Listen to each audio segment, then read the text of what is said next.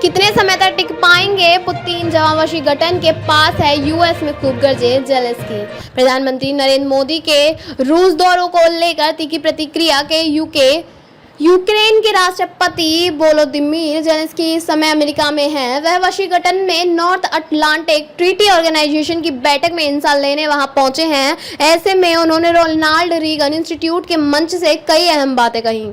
Zelensky ने कहा कि मैं यूक्रेन की मदद और उसकी स्वतंत्रता के लिए, रक्षा के लिए, अमेरिका के दृढ़ निश्चय के लिए उनका आभार जताता हूं। रूस के आतंक का खात्मा करना बहुत जरूरी हो गया है। जेलेंस्की ने यूक्रेन में युद्ध में अमेरिका के भागीदारी का जिक्र करते हुए कहा कि पुतिन कितने समय तक टिकेंगे, इसका जवाब वाशिंगटन के पास है। उन्होंने कहा कि 20वीं सदी में अमेरिका राष्ट्रपति रोनाल्ड रीगन के ये शब्द आज भी बहुत तर्कसंगत लगते हैं कि शांति के लिए रणनीति हमेशा से बहुत साधारण रही है, इसके मजबूत बने रहे ताकि कोई भी विरोधी एक पल के लिए न सोचे कि युद्ध से लाभ हो सकता है।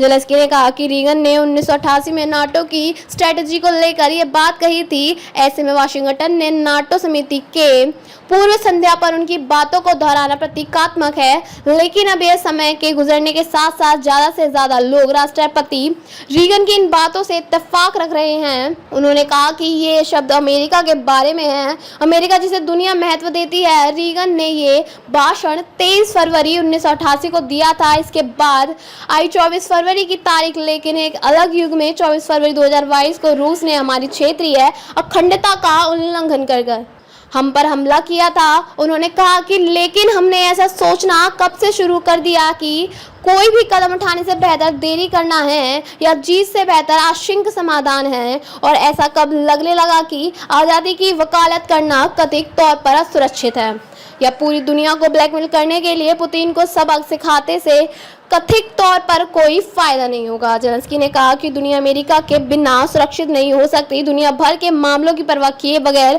अमेरिका ना तो वर्ल्ड लीडर बन सकता है और ना ही ड्रीम मेकर। अमेरिका को लेकर ताकत को पहचानना चाहिए, क्योंकि इससे दुनिया की आज़ादी महफूज रहती है।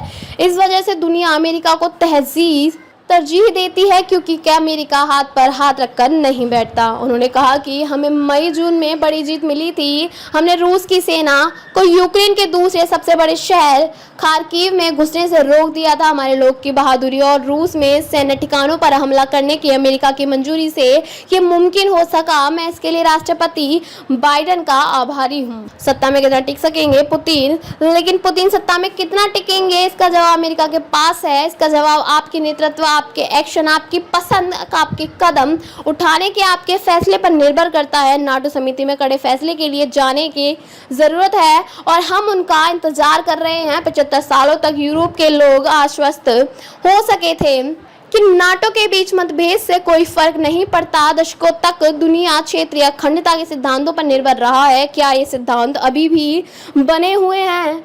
यूक्रेन के पड़ोसी और अमेरिका के सहयोगी राष्ट्रों के इसके जवाब की जरूरत है। न्यूज़ के लिए आप हमारी वेबसाइट पर विजिट कर सकते हैं। साथ ही हमें यूट्यूब, फेसबुक और इंस्टाग्राम पर फॉलो भी कर सकते हैं।